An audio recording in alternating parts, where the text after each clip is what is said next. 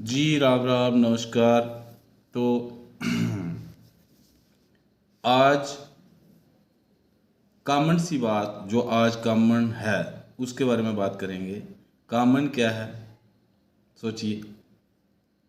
Common है stress. हर तीसरा व्यक्ति परेशान है। किससे? स्ट्रेस से।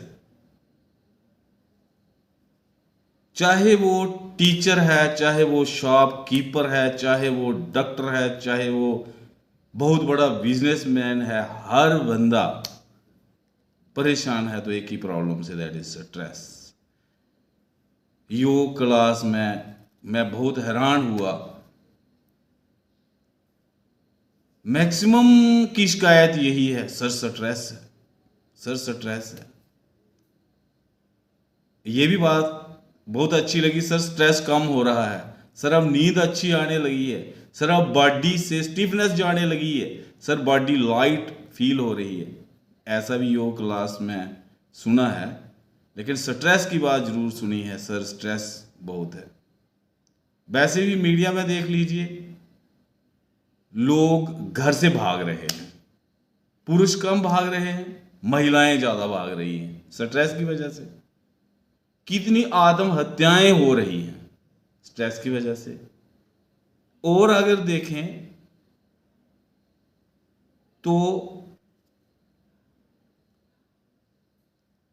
मार दिया जाता है लोगों को, घर के परिवार के सदस्यों को कोई मार रहा है, कोई भाई को मार रहा है, कोई वाइफ को मार रहा है, कोई बहू को मारे जा रहा है, किसी ने अपनी माँ को मार दिया, किसी ने अपने बाप को मार दिया।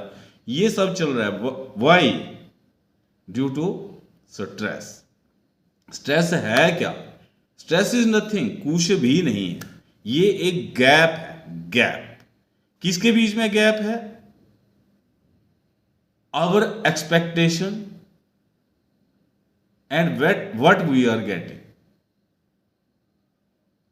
हमारी एक्सपेक्टेशन क्या है, हम क्या एक्सपेक्ट करते हैं क्या हो जाएगा, और होता क्या है, इसके बीच में जो गैप है, जितना ज्यादा गैप हो जाता है उतना ज्यादा स्ट्रेस बढ़ जाता है। बच्चों को स्ट्रेस है, मेरे मार्क्स 99% आने चाहिए, मार्क्स आए 90%, स्ट्रेस हो गया। मेरी ये वाली सीट निकलने वाली है, निकल जाएगी, नहीं निकली, स्ट्रेस हो गया। मैं ये काम ही करूंगी करूंगा, नहीं कर पाए, स्ट्रेस हो गया। मेरा बच्चा ऐसे करेगा, मेरा भाई मेरी बहन। तो बात यही आई कि एक्सपेक्टेशन क्या थी और हमें मिला क्या है, उसके बीच में जितना गैप है वो स्ट्रेस दे देता है। तो इसका सबसे सरल उपाय ये है कि आप एक्सपेक्ट ही कम कीजिए।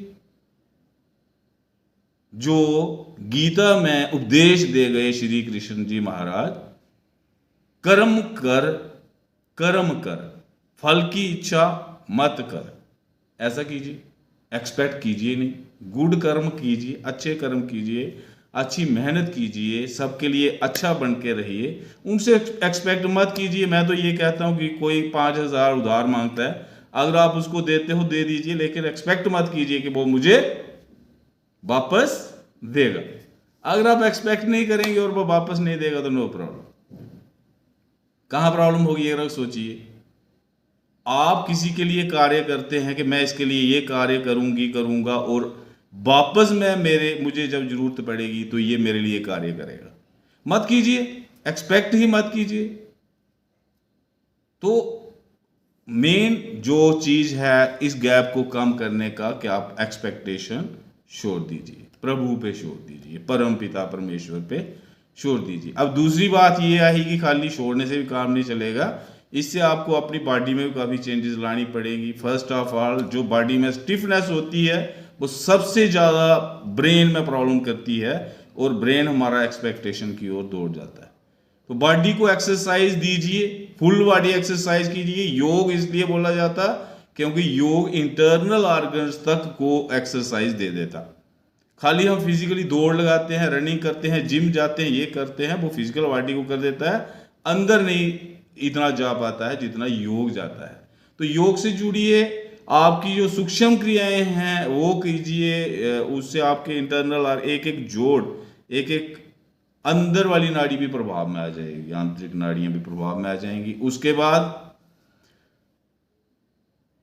मेडिटेशन कीजिए, प्राणायाम कीजिए। मेडिटेशन फ्री टाइम में अभी दूसरी वीडियो में आपने देखा होगा या देख लेंगे कि किस तरह से आप चलते फिरते भी मेडिटेशन कर सकते हैं। उसके बाद स्लीप हैबिट्स अच्छी बनाइए, अच्छी नींद लीजिए। नींद भी एक्सरसाइज से इंटरकनेक्टेड है, एक्सरसाइज बढ़ेगी नींद भी बढ़ जाएगी। उसके बाद आगे चलते हैं तो आप अपनी ईटिंग हैबिट्स अच्छी रखिए। गार्बेज जो आप फास्ट फूड जितना लेना शुरू हो गए कम कीजिए, फ्राइड चीजें कम कीजिए। शादियों में बहुत सारी चीजें बनी हैं, रहने दीजिए, सब मत खाइए, कुछ कुछ खाइए जितनी खा सकते हैं। योगी क्रियाएं कीजिए, भ्रमण क्रिया कीजिए, ज्यादा खा लिए शादी में, दूसरे दिन सुबह आके भ्रमण क्रिया कर लीजिए, जो अंदर मल है वो बाहर निकल जाएगा, आपको नुकसान नहीं होने वाला। उसके बाद जो सोशल मीडिया है यार, इसको थोड़ा सा कम कर लीजिए। जरूरी नहीं है कि फेसबुक पे आपने सबकी देखनी है पोस्टें कि क्या किसने डाला, क्या किसने डाला, क्या किसने डाला, उंगली घुमाते जाओ। जो जरूरी पोस्ट है वो देख लीजिए। व्हाट्सएप पे उन्हीं ग्रुप पे देखिए, ज़्यादा जो आपके काम के हैं ज़्यादा मत देखिए। ग्रुप्स को लीव कर दीजिए जो एक्स्ट्रा के हैं। मैं अभी देख रहा हूँ कि कुछ ग्रुप मेरे ऐसे हैं जो काम के नहीं है और लोग छोड़ के भी नहीं जा रहे। Leave that group. हजारों बार लिख दिया leave the group, it is of no meaning for you, out. तो इस तरह से सोशल मीडिया भी कम कीजिए, मेडिटेशन पे ज़्यादा ध्यान दीजिए, तो मेरे ख्याल में स्ट्रेस की जो शिकायत है वो खत्म हो जाएगी। तो इतना ही। राम राम, नमस्कार।